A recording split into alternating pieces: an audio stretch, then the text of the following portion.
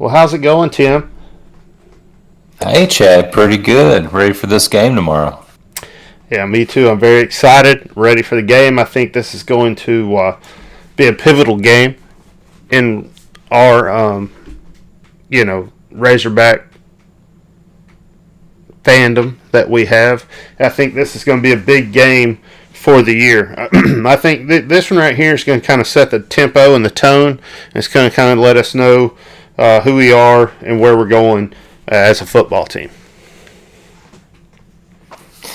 Yeah, this is big time. I'm glad we got Rice out of the way. First half was awful. Second half we came out and scored 31 straight points. But this is a big test for us to kind of put Texas in its place and kind of renew this rivalry, especially with them coming over to the SEC. So this is big time.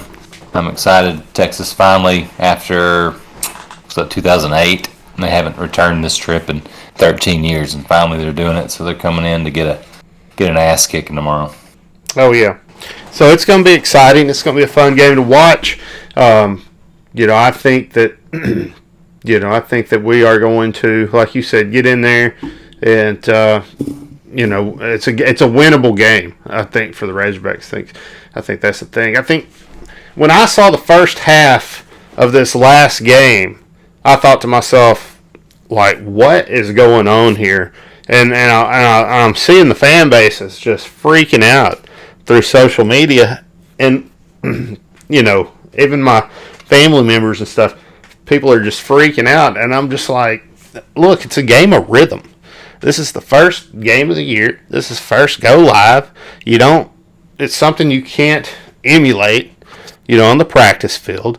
And honestly, it's a situation where you get out there, and go live and against the team that you're pretty certain you can beat, and you get to get out there and get in your rhythm playing that team. And that's exactly what we did. That's exactly what we saw. So we saw what we wanted to see. However, the first half was, very disappointing, right? You wish in that first half we would have had that rhythm. We would be able to roll into the first half and not have any hiccups and just roll right through that game. And it's just not how the game went. But I think that's okay. I saw people that were very, very disgruntled. I was very surprised at how angry fans were at the halftime score and things they were saying. And, then we come back and we won it, by quite a bit. And it's nice that we handily won that game, and we did it in a half of football, and we could have done it in the first half. We made adjustments, we did what we needed to do to put the game in hand and finish it up. And, I think you see that quite often when you look at young coaches and you look at their first year teams, and you see those teams, have those struggles at the beginning of that, and I know it's Pittman's second year, but, I think it's a little bit of that. I think it's a little carryover of, everybody just still learning the offense and still, learning exactly what they're doing. I mean, it takes some time to get that stuff down 100%, Yeah, you talk about out of sync in that first half. We start out the very first kickoff of the game. We get the ball and their kick returner gets the ball stripped. We fumble it. We recover it and then go, 3 and out or maybe 1 first down. And it just didn't. We had drop passes. Traylon Burks didn't look great. He hadn't been practicing the last couple of weeks. We just have some things go wrong. And the thing that concerns me, I will say from a negative perspective is like last year we had a lot of slow starts. We did this when Felipe was a quarterback as well. Last year we had slow starts and we had to come back. Now I will say from a positive part, I'd rather start slow and finish fast, than get up on Rice 21-0 and then blow it. So I do like that we do obvious make adjustments, and I think they said that 31 points in the second half was the most we've scored in. I don't know if they said 2003 or it's been a long time since we've scored that much in a half.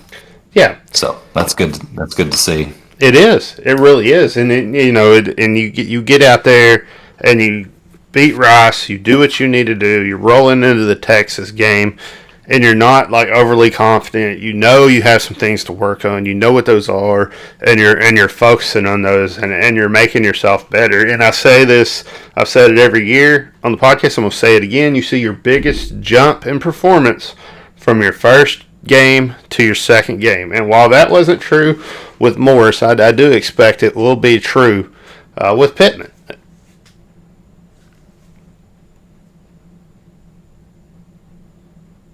So,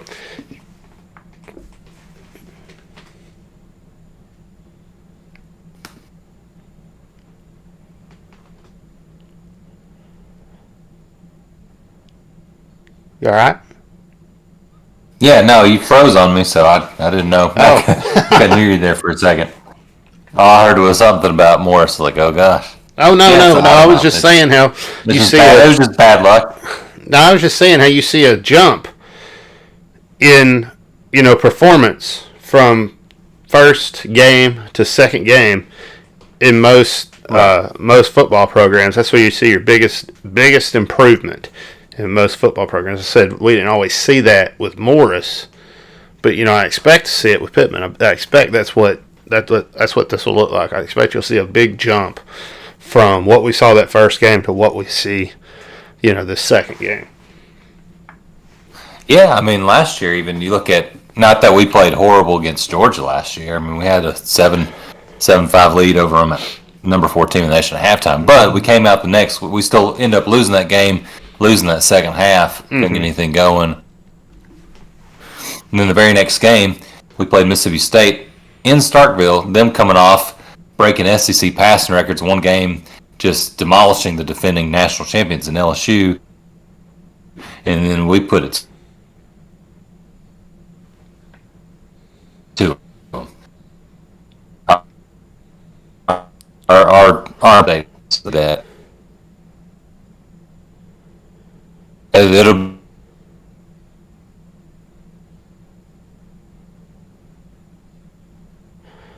Oh, wow. Okay, well, he was really freezing up there, and I guess we lost him for a minute, so I guess he'll be back. I guess we can just keep rolling until he hops back in. Here we go. I think he's coming back now. Sorry about the technical difficulties. I think this is probably just Wi-Fi issues.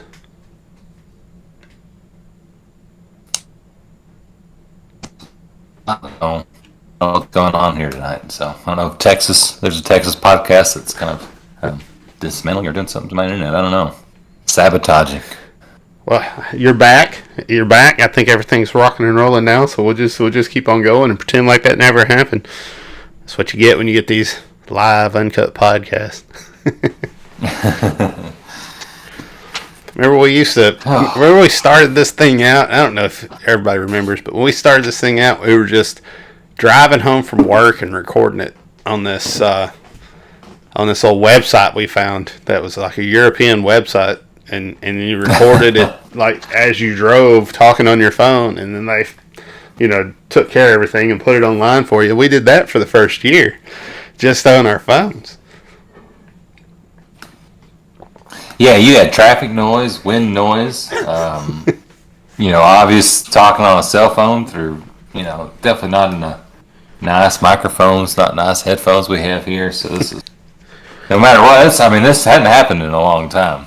Yeah, no. So I'm not really sure. One thing just led to another. Next thing you know, we're talking into professional microphones and everything else. So we got it going now. I think it's 100% correct. And anyway, like we were talking about, it's just you see that improvement from that first week to that second week game. And I expect to see that. I think we're gonna see that with Arkansas. You got bumper pullets out, and you got to talk about that. I mean, leading with the head constantly is just wow. And we did. And during that game, we like several players, several times, even some that wasn't called, honestly. I mean, there were some where the refs could have called it and they didn't.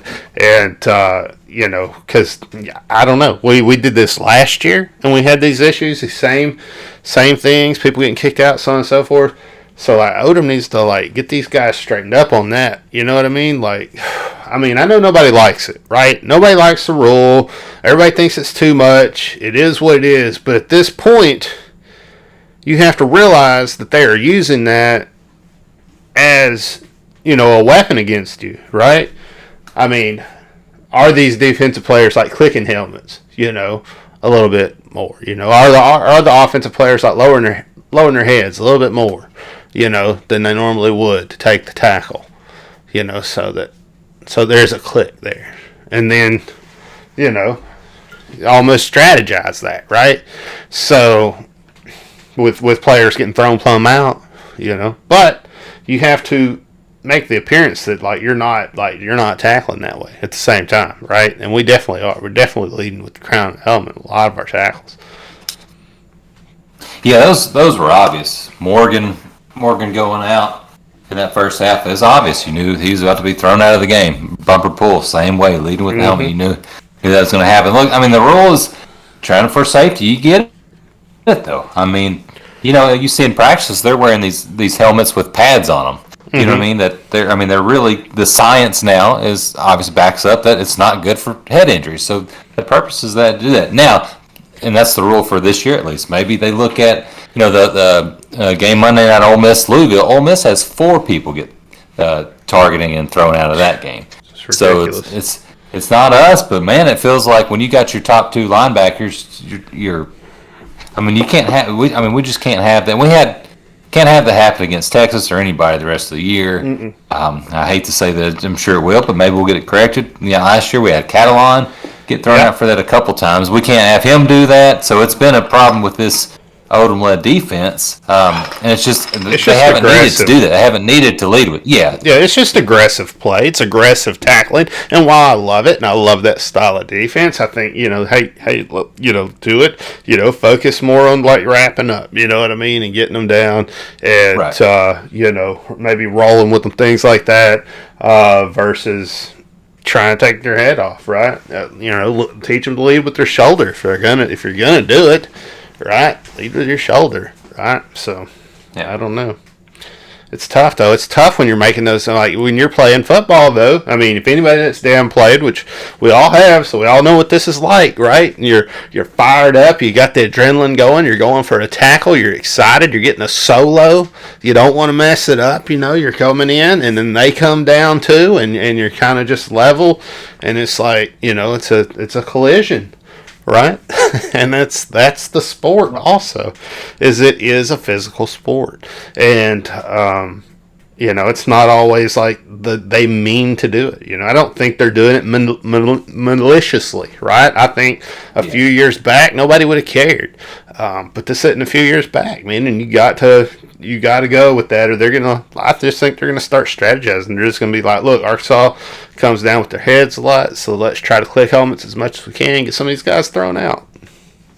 I mean, you hate to see offense do that, but yeah. I mean, it makes sense. I mean that say just a little bit lower there, because the offense isn't going to get punished for that, even if they're just like the lowers are a little bit, you know. And like you're saying, clicks the helmet, we get thrown out. But it really sucks that pulls out the first half. Oh yeah, it does suck, especially being he's from Texas.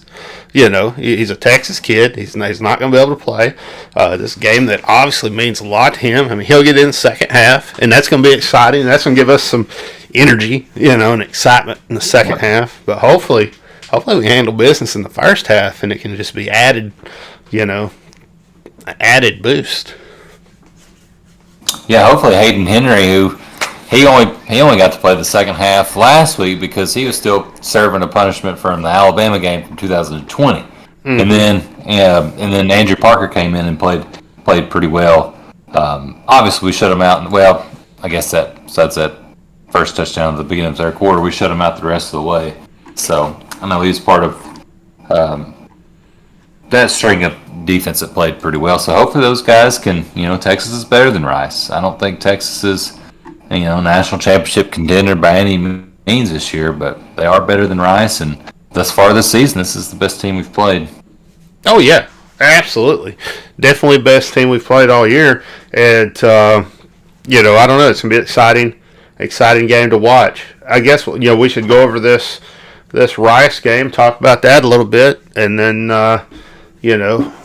move into the Texas stuff.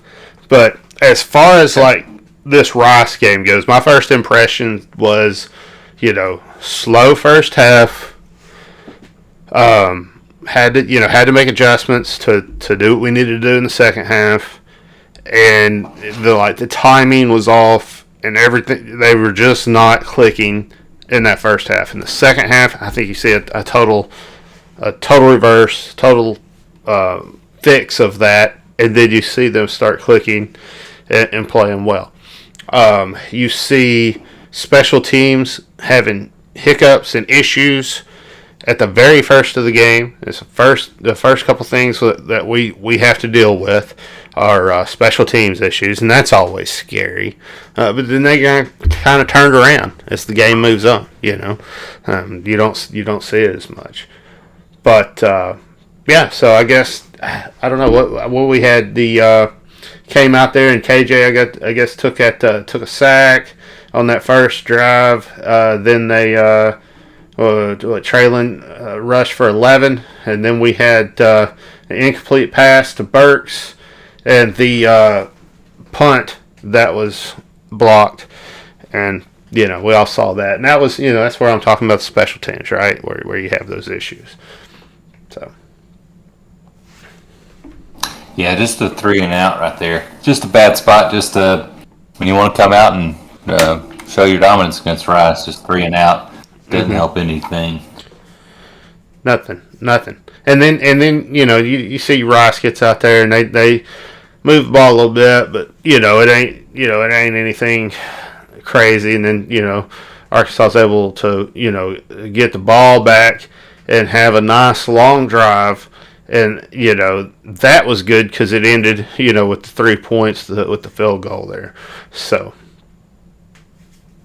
Oh, no, that's where we got the touchdown. Sorry. That's where we got the touchdown from KJ to. In that first drive, we called a pass the first down, called a pass third down and 4, and then you see that scoring drive. What do? Come out first down, Traylon Smith run 20 yards. The next first down, Traylon Smith run. Next play, run. KJ runs. He scrambles out. He shows a little glimpse of what the rest of the game's going to be with him running out. He scrambles away and dives for that extra yard, gets that first down. Then we run it again. Then Rocket Sanders gets his first touch of his Razorback career, gets 12 yards right off the bat.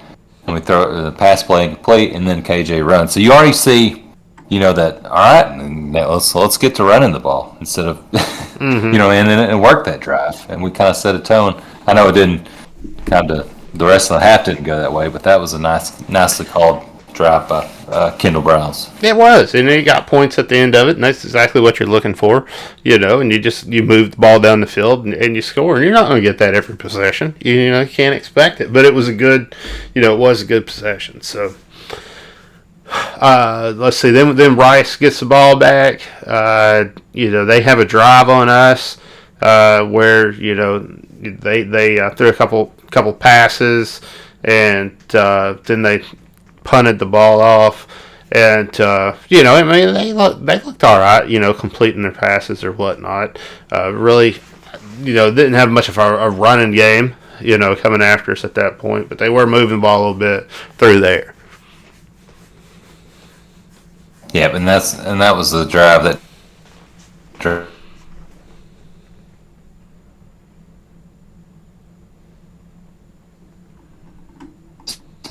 As this game, you see they're just switching up the quarterbacks, either Green or McCaffrey, over and over. But yeah, then let me see. So they punt the ball to us, and then we get a 3 and out. So not great there. No, but at least we didn't lose. We didn't put ourselves in a bad position, field position wise. And I think that's important. Was able to punt the ball and kind of keep them at the other end of the field, but then they drive on you again, and that's where it's disappointing. Is it's like, come on, can we not get a 3 and out? Like, what is going on? With our defense at this point, like, why are they, moving the ball on us? And at this time they're mixing the rush in with the pass, so they're running the ball and they're throwing the ball. Through this drive, they're kind of a more of a 50-50 offense, moving the ball on us. And now it's starting to get like, oh gosh, Rice ain't looking too bad. Not as they're looking a lot better than they should be. Yeah, they throw in McCaffrey there, and he's able to run the ball. But yeah, they get one first down, and then they start at our 35, so they only have 35 yards to go. Defense forces them to a field goal in just 7 plays, and they miss it. Riccatelli, I thought he was pretty good. He ended up hitting a couple the rest of the game, but he sure missed that first one. I was bragging on him last week, but so still a shutout, and then we get one more drive in that quarter, and don't really do too much. Get a holding, which kind of puts us behind, makes it first and 19, and we're playing from behind that rest of that drive. Yeah, that holding penalty put us in a bad situation. And I don't know. I feel like this game we're seeing a lot of penalties from the referees at this point too. I mean, they're just flying everywhere, and I was just like, golly, just let them play. Let you guys play a little bit, right? Yeah, it did seem like a lot of yellow flags were coming out early and then often. Exactly. So, but we had some good rushing there. Some good runs there, and then we had the incomplete pass, and I don't know, man. I mean, we did what we needed to do, I guess. Moved the ball a little bit, got through the quarter with a lead, right? So that's always, it's always nice going to the second quarter with a lead on whoever you're playing. And then the very first play is when we get that punt blocked. And that just, I can't believe that happened, especially against Rice. So they get it at our 21. They don't have very far to go. Yeah, and credit the defense though. They hold them to a field goal. They start 20 yards pretty much in the red zone, and we hold them to a Riccatelli field goal. So yeah, I mean that's excellent. That's an excellent defensive stand. Not letting them make that touchdown. And you're playing a Texas or something like that. You're probably not going to be able to stop that team from making a touchdown like that, right? But it is nice to see that.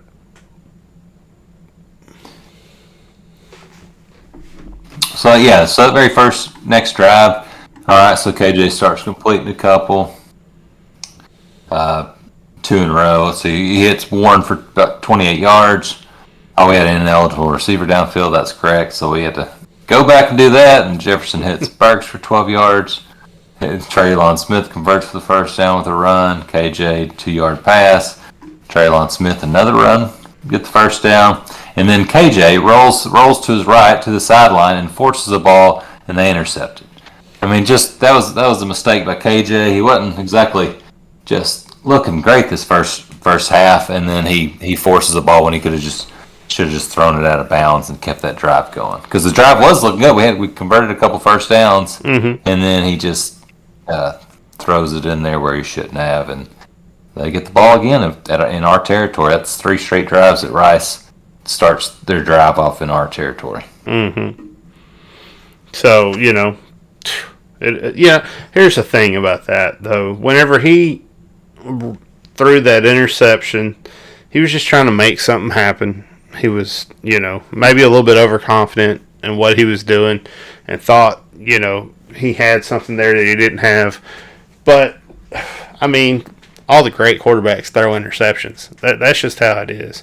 You don't want to see it happening throughout the entire game, right? But you're going to have one, or 2 if you're slinging the ball around. Even if you're having success. Oh yeah, I'm sure that's a lesson he learned. But they didn't end up doing anything with it anyway. They put Green back in. They're playing quarterback roulette, and they go 3 and out, and punt the ball back to us, and so we get it deep, of course. And with that field position, they get us into. We start at our own 10-yard line, and then a couple of just didn't go anywhere. We get our 3 and out ourselves, and we punt it back to them, and they start again in our territory, 4th straight drive that they start in Arkansas territory. Mm-hmm. And then at some point in here, we had Rocket rip off a 15-yarder, right? That was a couple drives ago. It was the very first touch. But it's something to think about, right? Because why aren't we letting him get the ball through all these drives, right? You know what I'm saying? Give it to him again. He's ripping off yardage. Yeah, he didn't. Besides that one, that was his first. He had one start off that quarter, and he didn't touch it again. Like, he had one hit 15 yards, and then that was all he saw the rest of the half. Mm-hmm. And it's not exactly like Traylon was just running bad, but my goodness, you average 12 yards a carry. Yeah, I mean, if you're ripping off 15-yarder runs, man, I want to see how many times you can do that. Like, if you can do that 5 or 6 times, let them keep doing it. I don't know. I guess that's probably the I agree. Lane Kiffin approach, but that's what I would do. I wonder if they can stop this. So they started off. Yeah, that's why. I mean, just one play, and then took him out and didn't see it. In the second half, he did start to get involved more, but that's just something they need to look at. Like, hey, we need to get the ball. Yeah, maybe they looked at that at halftime. More. Somebody said, you ripped off a 15-yard run. We ought to give him the ball a few more times. They said, yeah, okay, let's do it. I hope so. So Rice starts with 6 minutes left in the first half. They start our 41. Green again. And then they drive on us a little bit, short field. They're able to punch in the first. Now we did on 3rd and 8. We got a pass interference, which enabled them to get a first down at our 2-yard line, and not hard for them to punch it in from there. So a penalty really kills us there. Extends their drive. And there's another. Actually, I think even earlier they had a 3rd down and 3, and Catalan had a personal foul. So that's 2 that 3rd down conversions they get because of penalties on this. So we had them stopped. And penalties keep their drives going. Oh yeah, you can't have penalties like that. Not in some of these games we're going to be playing. That's for sure. So they're up on us by 3 points at this point because they were able to get that touchdown. And I don't know. I mean, at this point, I didn't feel like, oh my God, we're going to lose to Rice. Like, I was still very calm and like, this is fine. We're going to win this game. We're just having some hiccups and some issues. We're going to get it figured out. Other people are freaking out at this point, man. Like, there are people talking about like KJ isn't the guy. He shouldn't be the quarterback. And I'm just like, wow. You guys are writing this on social media right now? Like, wow. Crazy. Yeah, how about they just let the game play out? I don't know if they've just been burned from the Morris years where we're losing to North Texas and Western Kentucky. Could there be those games like that or what? But could there be something else they don't care for? It could be that too. Limbo came on here, and I don't know. I don't know if everybody knows, but Limbo right now is in ICU. So hopefully he's going to be fine. I know he was. I don't know. I don't think it's. I'm not sure if it was COVID related or whatnot. I just know that. He had an issue with like a pneumonia, I believe it was, and so if everybody could just say a prayer for Limbo, that'd be great, man. Just knowing one of our former Hogs are going through some stuff right now, and it's just something to know. So anyway. Absolutely. Hope Limbo's good. Yeah. Sorry. Go ahead. But I agree, man. But it's what Limbo came on here and talked about, and then you also had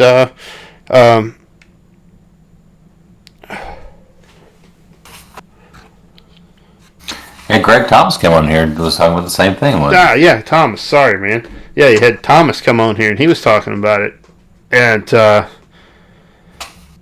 the thing is they have firsthand experience, and when's the last time we had a starting quarterback? That was African American quarterback. You know what I'm saying? So we haven't seen that in quite some time. So I don't know. You hope that doesn't contribute. Last time we saw it was Robert Johnson. He started the game 2006 against USC, and the vile things that were shouted to him in that game were pretty rough. I didn't even hear about that. Good wasn't his fault that USC came in. Well, I just remember that just being wow. I mean, they really just didn't. I don't know. It just seemed kind of awful. It's like, man, they didn't even give him a chance. Rowe just stuck it out and had a good career and converted to wide receiver and really was a real good guy. But I don't know. Our fan base sometimes, man. So anyway, I'm just saying. Hope that's not part of it, but there's some people out there that were already like, we need to put somebody else in. I just thought it was ridiculous. I thought that was a ridiculous thing. They want Stephen Jones to come back in there. Yeah, I thought that was a ridiculous thing to be saying at this point in this game, right? I just, I don't know. Yeah, people freaking out. Like it's like, I'm going to join this and just get on there and I don't know, man. Part of being a fan is wait till the end of the game. Yeah. Part of being a fan is being supportive, So maybe you should think about that. If you're doing it just in your living room watching the game and you're just frustrated, of course, man, that's Razorbacks. What this is, but what's the point of coming out there on social media and putting yourself just to Yeah, these guys, weird. These kids look at this stuff. They go on the internet. They look at this stuff. They see all these crazy things these people say at this point in the game.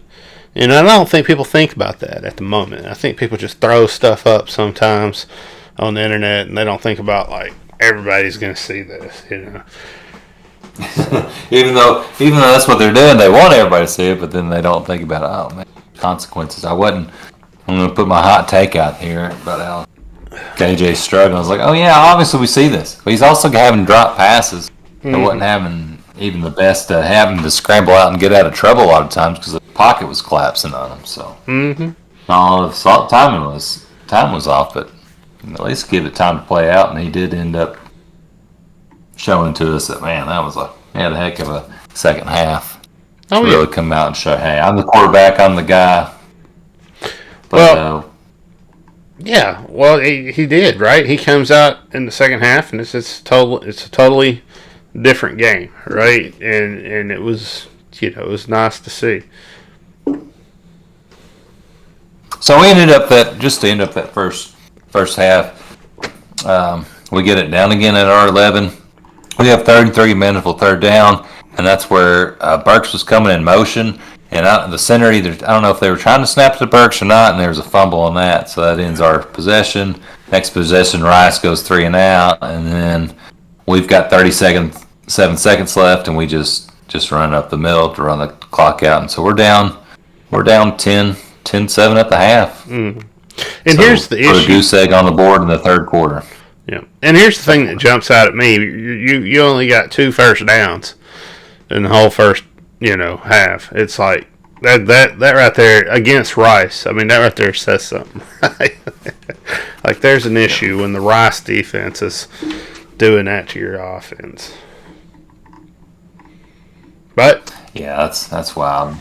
And you see like you're saying, just a quick notice on that Rockets. I mean, Traylon's got 13 carries on now. He's averaging 5.8, so that's not really bad. But help give the load a little bit to Sanders. And then Jefferson, three runs for 49 yards really shows, kind of foreshadowing. Hey, he can run. He's lightened up a little bit, and we've really seen that this is nice to have a dual threat guy. But then he's 4 out of 11. He turns that around, but again, he had dropped passes, things going on. There were some passes that should have been caught. That wasn't caught. That was on the receiver. There were some passes that weren't good passes that Jefferson threw. That were on him. But you did see that nice 12-yard.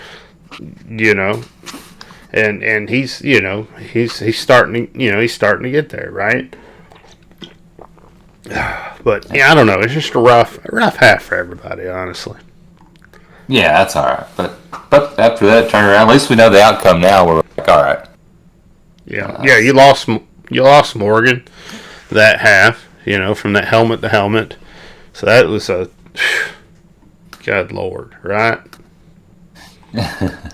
So I mean, I don't know. You're kind of worried going in, right? Because you had, you're like, oh man, is this a perfect storm? But obviously it wasn't. We got it turned around, and I think that's where, like, as a fan, you have to be like, all right, we're not where we want to be, but we're in striking distance. We can get there, right? If you're only down by a couple touchdowns, you could turn that around pretty quick. Yeah, everybody saw it was obvious we were out of sync. It just wasn't going right, and we were only down 3 points. And of course, Rice is going to come out there giving everything they have this. To coming out and playing on fire to really come out and try to win this game. Well, this would have only been down 3. Yeah, this would have been their first SEC win since 1980 or something like that, something crazy. Oh yeah. And back then they were in the SWC with us, so they were pretty good back then. Back then, SMU was paying all their players cash, and they were pretty good too.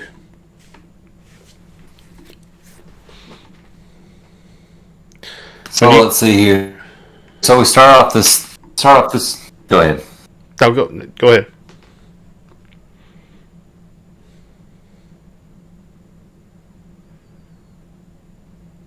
Oh, you locked up on us again. First. All right, I don't know what's going on there. It's weird. Locked up on us, I guess, a little bit. So we will keep rolling through this. We got. Oh, there he is. He's back. All right. So I was just fixing to start rolling through this. I was gonna start talking about. You had these guys get out there and Rice get the ball, and that's when you had the pull situation, and we had Green complete a couple passes on us. He had like a 10-yard pass, 5-yard pass. Then we see, him rush for a yard, and you see him pull, and Henry get the tackle on that. And then he comes out with an incomplete pass, and you got a quarterback hurry by Williams on that, and winds up ending with that little drive right there with the penalty. And that's just where you're in a situation where you really don't want to see that, but it's kind of how it goes. So now with that out of bounds penalty, you see Arkansas come back, and we get the ball, and we're going to rush for 6 yards. Then KJ passes, and you see that with the 1-yarder and a little screen. And then you had Smith, which took a 1-yard gain, and then you had Jefferson rush again for a yard. So you're really not seeing anything develop at this point the way you would like it to. And that's kind of how that drive ends there.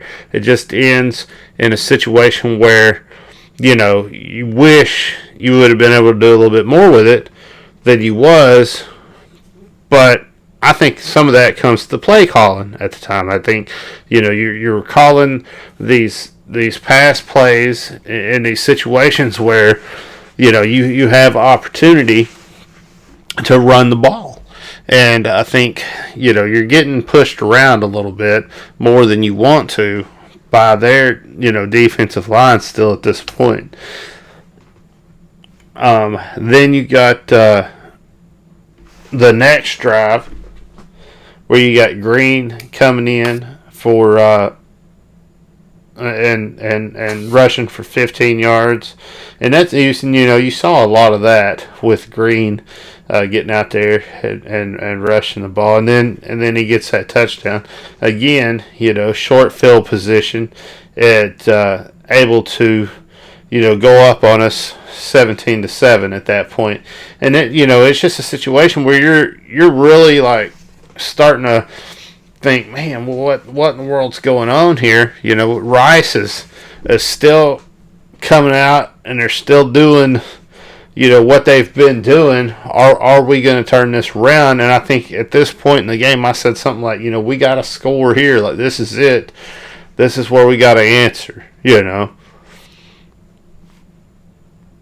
we just got up to where Rice had the touchdow there. Right, their last touchdown. Yeah, Ladarius Bishop just bit on that hitch or whatever, and just, man, he was wide open, and Green delivered that for 41 yards. So yeah, after that, you're down 10.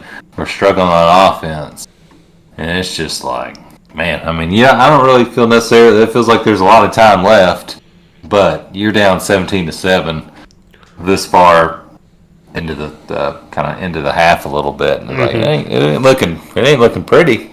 No, it ain't over, but it ain't looking pretty at that point. But at this point, you feel like you have to score here. Like that, at least that's how I was feeling. I was feeling like if we don't score here, then we have an issue. We have a problem in this game.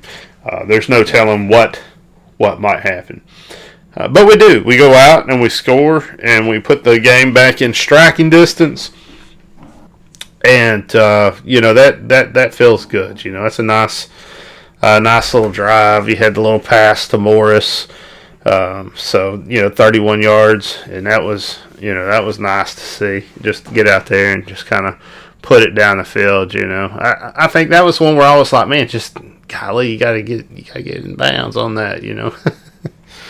Yeah, he throws it kind of back shoulder, and Morris makes a one-handed catch down the sideline. And that play, that catch right there, that first down to start that drive really I think that swung the momentum, and then we kind of never looked back from then on. Mm-hmm. Yeah, it felt like maybe you could have tippy-toed in a little bit, but... Yeah.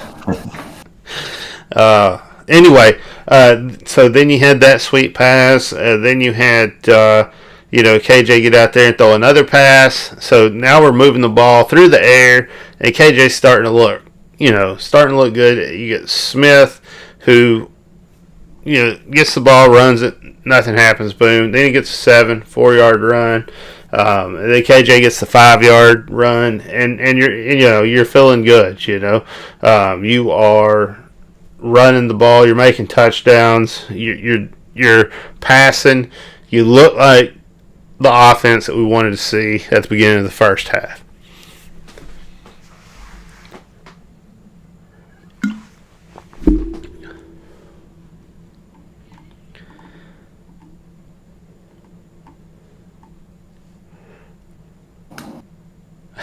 Yeah, KJ looked good again, man. Looks strong. He's a good, big-bodied quarterback, and he's just able to power it in there. So that's that. You feel good answering back in a quick, 2-minute drive like that. Just bang, bang, bang, and feel pretty good the rest about where this game's going. Absolutely. Yep. And then, you have another nice drive, same thing, where he's out there, just slinging the ball around, passing it down the field. Sanders is now being involved in the game. He's ripping off 5-10-yard rushes, and you're starting to really see, his explosiveness. He gets a 11-yarder, a couple 2-yarders. I mean, every time he touches the ball, he's getting positive gain every single time. There's no, he's never tackled in the backfield. Then I don't know. So he just looks really good, man. It's like, get him the ball more. I don't know, man. But when they get him the ball more, what do? You go down the field and you score. Yeah, it's happened. I like Sanders because he explodes out of there. Plus he can lower his shoulder too. So he's really gonna, for a true freshman, man. He's gonna play a big part this season. Mm-hmm. They need to take some load off Treylon and give it to him more to really help and keep Traylon fresh. So when he comes in at that speedy back, he just hits the holes even that much quicker. Oh yeah. So anyway, it was nice to see. It was a good little drive. And then Rice, just one of these little putter out drives where nothing really happens. You know what I mean? They just kind of get the ball and putter out and throw in out. Yeah, and then we also get after we hit that, then Catalan gets the first of our couple of interceptions. So that's where we start. Last year when our defense was best was when we were getting turnovers. Mm-hmm. And that's what played a big part in the second half. So we get the interception that very next drive after we get the field goal. And then we have a short field. Why did I lose that? And then we start off with a false start. We start off at the Rice 4 after a pretty good Catalan run back, which he could have finished it, but it didn't matter. We get a false start. Traylon runs, pass incomplete, 3rd and 8 from the Rice 8, and then we're trying to get it to Warren Thompson there, and they get a penalty. So they kind of get us back from that one that kept their drive going in the first half. We get the ball first down at the 2, and Traylon punches in. So you're feeling good already. Get that lead for the first time since the first quarter. And it's nice you got Traylon punching these in. You know what I mean? He's looking really good in that short yardage situation. So yeah, he is. So then the very next drive, Rice goes 3 and out. Defense is playing pretty good. And of course, then we have a 3 and out ourselves where we 3 pass plays in a row. And then let's see, Rice gets the ball back. 9 minutes left in the game. Get one first. Oh, this is where Poole gets. We stop them on 3rd down. Poole gets thrown out at that point. Yeah, and they get another, but they ended up getting. We ended up sacking them and stopping that drive. But and then the very next, KJ has a 68-yard run. I mean, then you're looking at things we hadn't seen since Matt Jones from a quarterback. And then, of course, we get a holding by freshman receiver Jackson that takes it back. But a couple plays later, KJ gets a 9-yard run for a touchdown. But, man, that 68-yard, I wish it would have stayed because it was I tell you what, I thought, this is it, man. This is awesome. He had made that touchdown, and then you see the flags and everything. It's just like, come on, like who held and why? We were only up 7 at that point, so it wasn't. I mean, it was before we. But it is a downfield. It was a downfield, open field hold, I guess you could say. But it was kind of a picky to me. Call. It wasn't that. Yeah, it was from the receiver position too. It wasn't like he was holding him in the back or anything. I mean, he had him front. Blocking in the open field, you gotta grab a little bit out there. Oh yeah, that's receivers, man. That's what they do every damn time. But whatever, he's still. But at least, I mean, KJ had gotten the first down by that point too. But glad he got it back a couple plays later.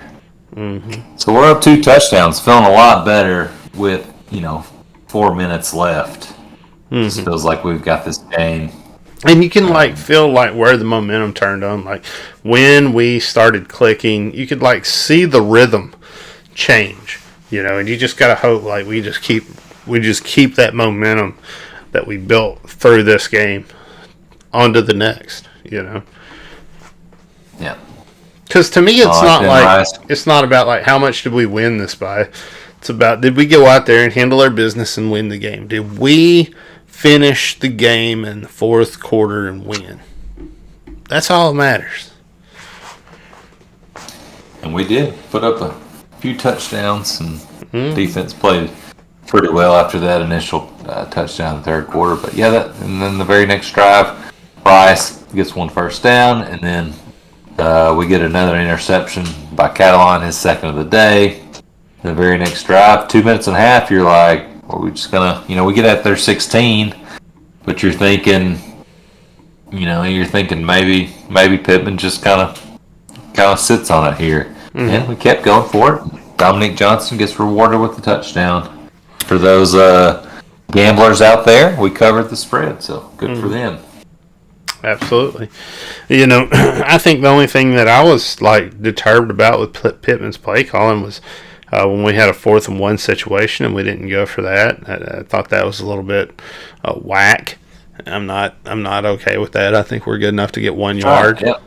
And I want to see anytime we have a 4th and 1 that you damn go for it and get it and keep the ball. So that was really disappointing to see that happen. It doesn't feel like hog football. I don't know. To me, it feels like we should be more aggressive than that. Yeah. Also, there's a point in the game, I forgot which point it was, but it was like a 3rd and a 2.5 yards.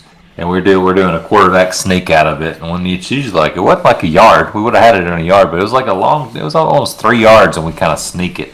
Mm-hmm. It was just kind of a weird, just saying it how about we give it to one of the run backs to get that when it's longer than a yard. But let's not get too fancy. Let's not lose games because we're getting fancy, right? Let's do it work. And there are some things like that bothered us last year about Kendall Browse and some little things he does. Well, we'll see how it works this year. But anyway, that takes us into the 4th. Like you said, it's 17-31. And Rice gets the ball, and they get out there and put together a little drive. They got a couple of passes. They have an incomplete pass, and they get a nice little complete pass. Then another incomplete and a complete. So they're just kind of back and forth. They get a false start, which backs them up quite a bit. Then you get that sack, which was really nice to see that from Williams. So, it gets to the point where it's feeling pretty good, and then boom, you get the interception. Right, you get Cadline jumping up there and taking the ball and taking it back, and that's just I don't know. It just feels good that. We're going out and taking the damn ball back whenever we want it. When we have an opportunity, I guess I should say, not when we want it, but when we have an opportunity to do so. And because there's been times we've seen that not happen for a while, where we haven't been getting that ball back whenever there were opportunities. Yeah, that happened in the last part of the last season where the turnovers just stopped. We couldn't. So we didn't see it in the first half. We didn't get any sacks on them. We didn't get any turnovers that first half. So the second half, we really stepped it up on defense too. So, man, and then you got that last drive, right, where it's just just eating the clock. That's always fun. It's always nice to see. And I'm glad that when it came down to it, when it came down to the very end, Pittman went ahead and punched it in. I would want to see him score in that situation 100% of the damn time. I don't want to see us taking a knee or any stuff like that if there's an opportunity to get one more score. I just don't.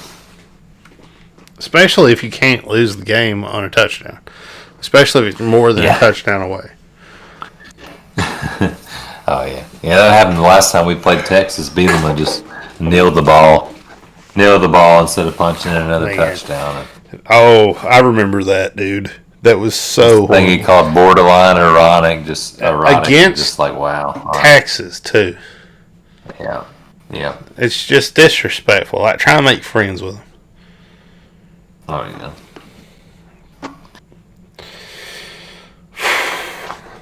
Man, I can't stand Texas, man. All right. Well, yeah, it's a win. On to the next one, though. Looks good in the box score, the 21-0 in the fourth quarter. So that's what matters the most.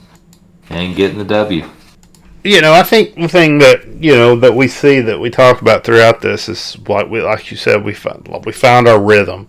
right? And I think that is really what you want to find in this first game, and that's really what you want to do. You want to tweak what you need to tweak to get to where you need to be. And I think we did do that. And I think you can come out and practice, you have a good practice, and I think you have a real good shot of going to Texas and, playing a really good game against Texas.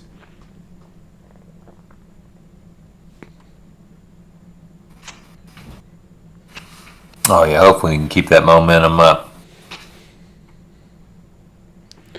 Absolutely, and just keep everything rolling and moving in that direction. So.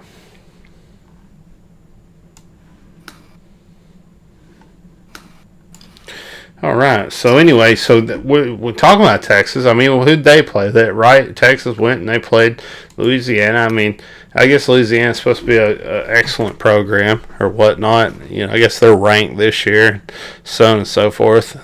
Raging Cajuns, but let's be serious. They are the Arkansas State of Louisiana, right? They're not LSU, and that's who they played. And they won. Then they should have damn won that game. And now they're fixing to come play Arkansas, who is the LSU of our state. Yeah, that was another one. I didn't seem 38-18. Kind of a little overrated, if you ask me, Lafayette, to be ranked that ahead of the season. The game's just 14-6 at halftime. Texas not really running away with it. And then, kind of 14-6 in the third quarter, 10-6 in the fourth, end up winning 38-18. Texas doesn't seem like their best game. I didn't watch the entire game, but they did what they had to do too. And like them, I think it's a big game for them to come into an SEC stadium. And, they're always talking about being back. So. Yeah. I watched 95% of that game. I'll tell you, they have a really small defensive line. They're very athletic, but I think we should be able to take advantage of that with our size and push them around and take advantage of the size of their defensive line. They also had, a good quarterback. At least I felt like he was a good quarterback. I guess he's young or whatnot, but he seemed like a really good quarterback, even if he is young. And they had a good running back, and that was like my initial impression. Their O-line was kind of weak. I noticed that their O-line wasn't executing their blocks as well as they should, and they look suspect, honestly. So that's something that I think we can take advantage of. So they're definitely going to be coming up against a more talented defense than they saw at Louisiana when they come up here and play us. And I think that there's definitely some opportunity for us to take advantage of them. Because if we can take advantage of that O-line, then they can't run the ball. That makes them have to throw it through the air. We just let our secondary do what they do, right, and get some picks and stuff. That's kind of what I'm hoping to see. And I think that's very realistic. Yeah, I think forcing that, so Hudson Card's their freshman quarterback, 6'2", 200. In the offset or preseason, they were kind of battling Card and Casey Thompson, a junior, for the starting quarterback position. Looks like Sarkisian settled on Card. Didn't do anything to lose that game against Lafayette. Goes 14 out of 21, 224 yards, 2 touchdowns. Gets sacked 3 times, so we can get to the quarterback there. They run the ball, and I'm thinking, almost 200 yards, 186 yards running against Lafayette, and they're only averaging 4 yards a rush. So they are going to rely heavily on that run game. And we held Rice to like 2 yards a carry, so we really did so far in that one game. We've done well. Our Russian defense has played pretty well against Rice, so that'll be big in this one as well. Yeah, absolutely. I mean, you see the receiving yards at 265 yards, right? They had Jordan, Jane, and Xavier, who were out there really, snagging it. Robinson, Joshua doing a good job. So they got a nice receiver crew out there also. So you do have to watch out, for that passing situation. So. Yeah, like you're saying, Whittington 6'1", 203, Worthy 6'1", 160. So it's kind of some small receivers there. And then Bijan Robinson, their running back, he's 6', 214. He's catching them. He's catched 4 catches, 73 yards with a touchdown. So he's going to catch, and they sometimes line him up at receiver as well. Nice. Hopefully we can take advantage of that. And then to round out kind of. Yeah, and then Joshua Moore, another receiver, 6'1", 168. All the guys are in 160s out there, or receivers. And then Sean Johnson. He's one of the, and he's a running back as well. So 2 of their top 4 receivers in this game against Lafayette were running backs. So you'll see the freshmen try to go to them to kind of help them out a little bit. Mm-hmm. And all their quarterbacks are short too. They're all 6'2", 6'1". They're freshmen and juniors. They don't have anybody with any kind of experience at quarterback. But I don't know. The kid looked good. He looked dang good for being such a young quarterback in that last game. But again, he was going against Louisiana, and I hate to be that way. Like, I know they're ranked, right? I understand they're a ranked team. But they're just a different level of football program, I feel like, than we are. Well, that's how I hope so. I mean, they are a Sun Belt team. Now, I'd like to be ranked myself, though. It's been quite a long time since that. But yeah, well, if we played them, I would expect us to win, like we beat Rice. Right. Exactly. I'd say so. So, what did Lafayette do to you, Chad? You really? I don't know. I just feel like it's hard to judge a team against that team. I just feel like, and maybe it's only a week. We've only played 1 week. That's true. That's true. And maybe they'll be an amazing team. Maybe they'll wind up winning the championship or even getting in the playoffs. Who knows, right? Maybe. Well, they won't now after a loss. I just don't think that, those types of teams, I don't know. I don't know if they should be ranked in the first week of the. But did you do that? Do you do that just to be nice? Is that what it is? Like, let's go ahead and rank them because they're not going to stay. Yeah, oh yeah. Let's give some group of 5. Let's give some of these conferences like, hey, we do believe in it. Let's also set up some of these matchups are terrible this first week. Let's set up a top 25 matchup with Texas. So Sark's got a top 25 win first win. I'm sure Texas is bragging about it all week about how they got a top 25 win.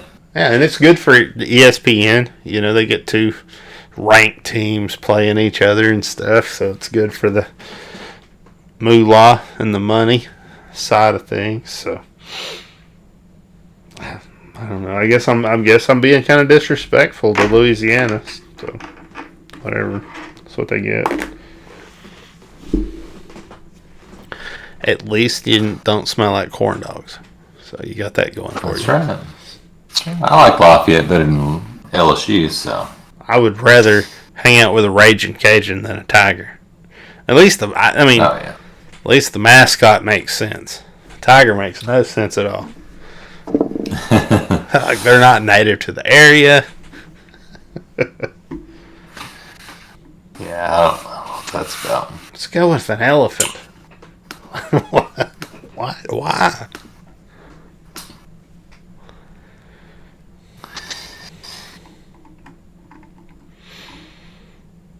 Mm-hmm. Let's see. So Texas, their offensive lines, what do they got here?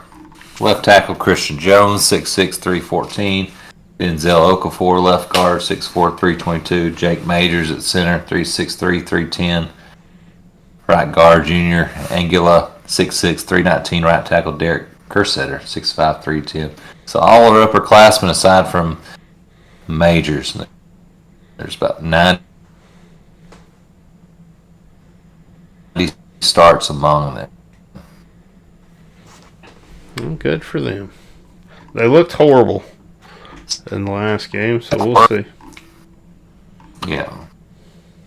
Well, that's kind of what I was saying with those holding penalties and sacks allowed. So I could see our defense linemen, hopefully with Ridgeway coming back too, that's a good sign that we'll be able to get to the freshmen and pressure them.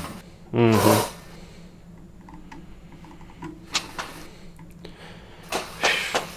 I don't know. Their special teams looked all right. I didn't see anything where I was like, special teams suck or anything like that. So I think they'll be, they'll be fine. You got Dicker. Yeah, your kicker's Cameron Dicker. Dicker the kicker. Yeah. It's as fine as last year. I was surprised he's still there. But yeah, no wonder. Well, he's a senior now, 3-time letterman. No wonder he's been there for 4 years, 5 years. Hey, motherfucker. They list him as his punter. Is that correct? The kicker. Oh, shoot. Cameron. He missed Dicker. He was 1 for 2. Oh, he does punt the ball. Wow. 50-yard average in that game. Punts and kicks. Dicker does it all. Dicker the punter's not very... That's not funny, but Dicker the kicker. No. Golly. I was about to say something that rhymes with punter, but I didn't want to. I wasn't going to go there. Use your imagination, I guess. Oh, this is a kid-friendly show, son. That's his last name, Dicker. I don't. Dicker the kicker. Said before. Feel free to utilize that in your tailgate tomorrow.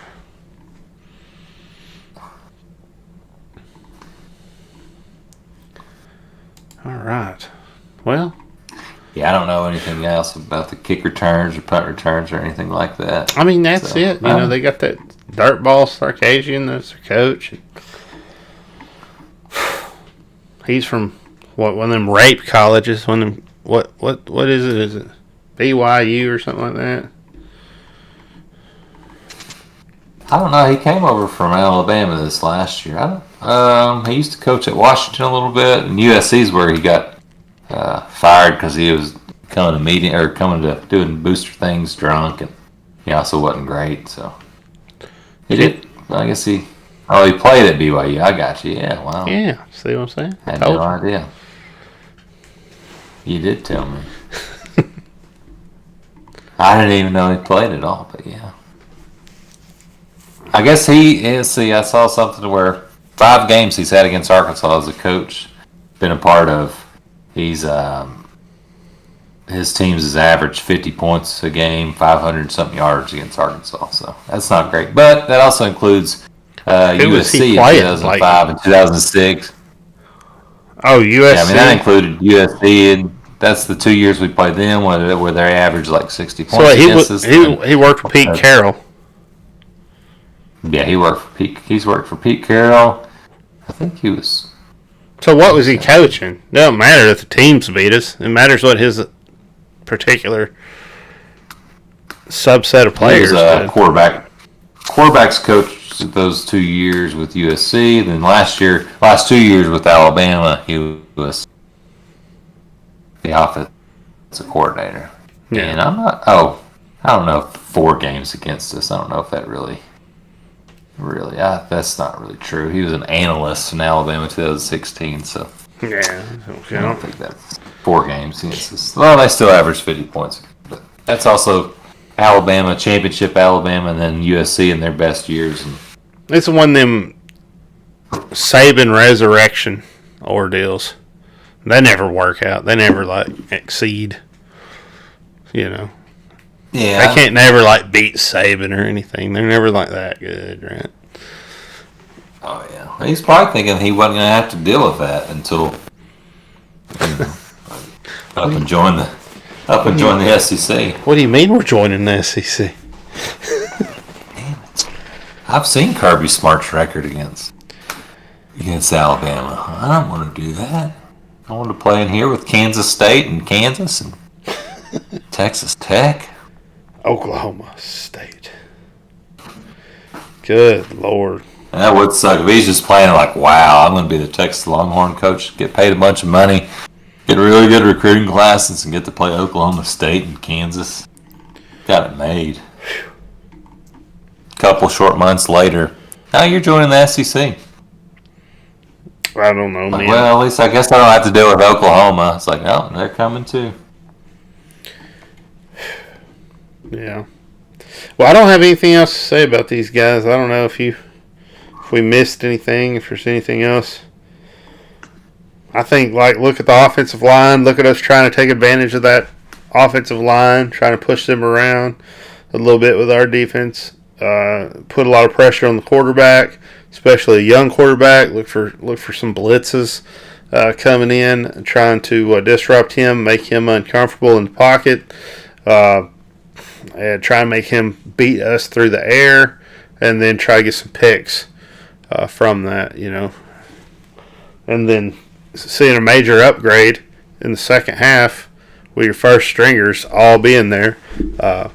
First half you're not going to have all of our first stringers on defense, so you will see a major upgrade. So if we're down a little bit, you know what I mean, or we haven't seen the defensive output that we were hoping to see, in that second half, we might see that. But I guess the only thing about it, like knowing that he's out, is like you can prepare, somebody else for that, and hopefully, they're able just to move right in and step right up. So yeah, hopefully Henry and Parker do a really good job while pulls out that first half, and we're still able to shut down that running game. Yeah, pretty good. But yeah, and then he's going to come in fresh. Yeah. Yeah, I would look for him. I would try to take advantage of that, man. I'd probably run some hooks in that area, or run a slant across the middle right there. Maybe run a middle Mike screen, something like that, and just try to, take advantage of that side of the defense as much as possible. Yeah, definitely. It'd be nice to have Morgan back, though. He pretty much missed that whole game. He was out the very first series or two against Rice. So yeah, he was, and that was a huge loss. There's no telling what might have happened if we were 100%, and hopefully we'll be. Well, we definitely won't be, but hopefully it'll be okay that we're not at 100% in this game. Yeah. Do you want to make? Do you think we should make predictions? Do you think we could win this thing? It's gonna be tough, man. I've been feeling. Yeah, probably tougher than I'm a homer, so I've been feeling. Not only because I hate Texas so much, but it just feels like we're just better than them at home. I'm gonna go Arkansas 38, Texas 24. 38-24. Here's the thing, man. I think we have opportunity to have a special year, and I hope everybody recognizes that. I think that if you beat Texas, it really puts you in a good spot, a good situation. I think we've hopefully found our rhythm where we need to be. I think we're going to be able to recover from having pull out for that first half. I don't think that's going to be the game changer. But I do think this is going to be a very, very close game. I think that we'll probably both put up more points than anybody would like to see. So maybe you're looking at something like a 35-36 Arkansas game, something like that. Wow. 36-35 Arkansas.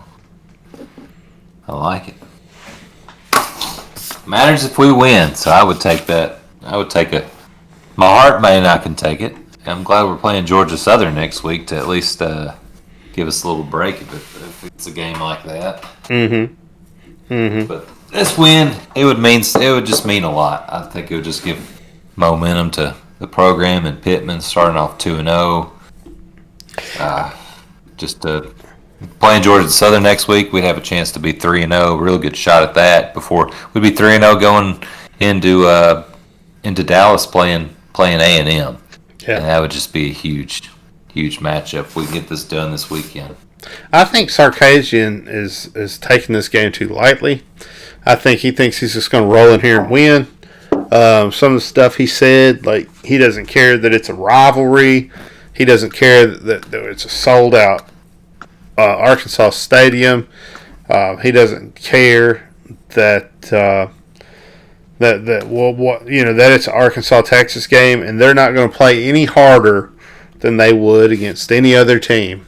And I think that is what's going to be the difference. I think we're going to want it more than they're going to want it, and we're going to go out there and win this game. And he's fixing to learn about Arkansas-Texas rivalry. I mean, it's a good possibility that we could lose this game. And if we did, it wouldn't be like, let's hang our heads and mope because we lost, unless we just got ridiculously blown out. Yep. But I feel like we're definitely... Yeah, that'd be embarrassing. I think we definitely got the tools to win. Yeah, we still got a lot to prove. I mean, especially after that kind of slow start against Rice. But I think Texas is. I think they're taking us slightly. I think they're looking forward to next week when they have Rice coming to their place. So hopefully they might be overlooking us when they play for Rice next week. Well, I guess we'll have to wait and see. Well, how about the fantasy league? How's that going? Do we want to throw that out there and talk about that a little bit? Or? Sure. Well, once I pull it up here, click out of all this Texas stuff, so I don't have to see it so much. Lord, gross! All that's such an ugly color. Who thought of that? Who thought of that burnt orange? Why would you? Golly. Even Matthew McConaughey can't make it cool.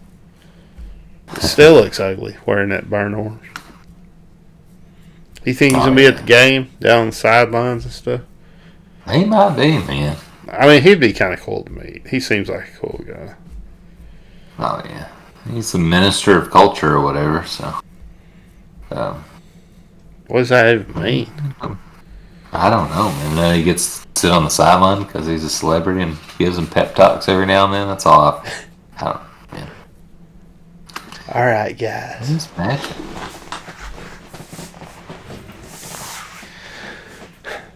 Where is this? Did y'all score a touchdown right there? No. Be a whole lot cooler if you did, man.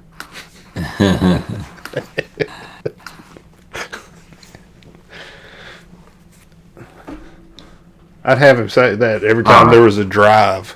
I'd have him say that to the quarterback. Every time there was a drive and it didn't make it. All right, so the first week in the Hog Call Fantasy League, a year or two. Let's see. So Big Wiener Bandits Part 2. Their biggest scorer was Bashawn Robinson, this Texas lover. Big Wiener Bandits. Big Wiener Bandits. Yeah. He whipped my ass. And I'm pit boss, and I lost 168 to 138. So, 30 points for me. Goodness 30 gracious. Points. The Big Wiener Bandits. I did win. I do know I did win mine. But. Yeah. In this big game, Team Hog Call, which is you, beat Team FL Hog 177 to 157. Your biggest scorer was Keyshawn Butte for LSU. Jefferson also had a big game for you. Oh no, Georgia, the defense scored the most points for you. They did. So you're 1-0. And I made a couple of changes. I did. There were a couple. I had a couple of Arkansas receivers that did not do well, and I had to let you go, unfortunately. So I gave you an opportunity. You got to That's all perform they can better ask against for. Rice if you're going to be on my fantasy team. I'll tell you that right now. You only get so many. You only get so many roster spots. You got to perform. This is a important season. Especially as we talk about it every week. So the third matchup, we're talking about Run Like a Razorback beats Team Hogstradamus 171-139. Oh my goodness! So that's I think I was about to say they take the lead for the biggest whip up of the week, but no, because in the very next game, Team Maynard, defending champions, Maynard puts up the most points of the week at 189, beats Team EV Dobb 189-130. Isn't that the LSU team? That was the LSU team last year, right? It is. He's not so loaded up on the LSU, and he still takes. But we know who he is. The early lead in the standings. You can't go into it and pretend like you're not doing the LSU stuff after doing all that stuff the first year. Yeah. So week 2 got a big matchup between Pit Boss and Team Hog Call. So Tim and Chad are playing this week. Run Like a Razorback is playing Team FL Hog. Team Maynard's playing Big Wiener Bandits, and Team EV Dobb is playing Team Hogstradamus. Here we go, week 2. Well, good luck to everybody out there. That's all I got to say. I won my first week. Feeling pretty good. Ready to slide on into the next week. Hopefully win that one too. This is where separation starts to happen once you get. Do we want to do any picks or? Yeah, I think so. We did them the first week. We did a week. I don't know why we do them this week as well. I think so. Also. So last week you went 6-7. I went 7-6. So I've got after I made weeks, a couple or after a week and a half. Picks, man. I think they were stupid picks when I made them, but that. So you're 10-9. That Miami pick was embarrassing, dude. I don't know why. I couldn't believe how bad they lost, man. I might not ever pick them to win anything ever again. Well, we'll see here in a little bit. All right, so let's start it off. Early morning game. Damn it. Illinois at Virginia.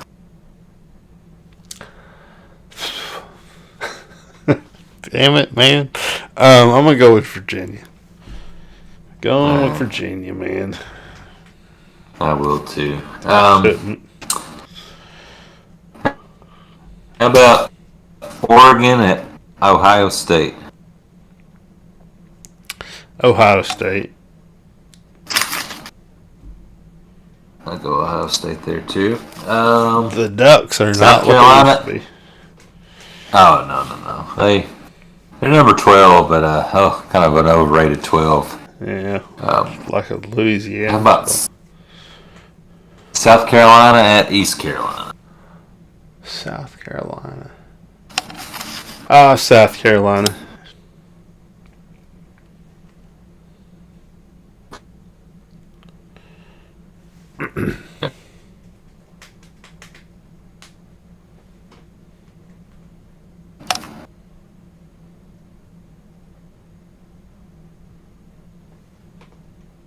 Say again, you froze up there. Sorry. Pittsburgh at Tennessee. Oh, Tennessee. I'll go Tennessee too. How about wow. Trying to find one now. Goodness. Texas A&M at Colorado. Texas A&M. Good Lord, I didn't even know why I had to think about that. I guess it's because how they beat us. Not too long. I wasn't in Colorado. I'd like Colorado to win, but I'd like for Colorado to win, but not sure it's going to happen. How about Air Force at Navy? I'm going Air Force. I think Timothy Horton is going to run the ball down their throats. So, got to go with the Arkansas coach. I'll go Air Force as well. Iowa at Iowa State, number 10 versus number 9. Who would have thought that? Did you say Iowa and Iowa State are 10-9? Mm-hmm. Golly. I'm going to go with Cyclones, Iowa State on that one. Who's Iowa's coach right now? I think Kirk Ferentz, I think he's still the coach. Kirk Ferret. Ferentz. I don't think I've ever heard of this guy. Let's see. Yeah, he's been there for 22 years. Good That's Lord. not Portman, it's Iowa. Yeah. 22 years. It's a long time. That is a long time. But I'm picking against them. I'm going Iowa State. How about... If he ain't got it done in 22 years, goodness, probably not be this one. Probably not. Wow, Houston at Rice. Got that one. I'll go with Houston. Alright. I'll go with Rice. I don't know why. We already picked Texas, Arkansas. How about Appalachian State at Miami? Appalachian State. Okay. I guess I'll go Miami. Appalachian State's going to destroy them. I wouldn't doubt it, man. Appalachian State's pretty good. NC, North Carolina State at Mississippi State. Mississippi State. Even though they're probably going to lose that, I'm still going to pick them. Okay, I'll go NC State. That's probably better. How about Memphis at Arkansas State? Memphis. Okay. Yeah, I'll go Memphis too. Missouri at Kentucky. Well, let's go Kentucky. They're supposed to be so hot this year. I'll go Kentucky at home too. I don't like Missouri and Drinkwit, whatever. Kentucky probably ain't winning a lot of games, so they got to win these like Missouri games and stuff. Washington at Michigan. Michigan. I'll go Michigan as well. Vanderbilt at Colorado State. Colorado State. Yep. Vandy's pretty bad. Colorado State's better than people think. Utah at BYU.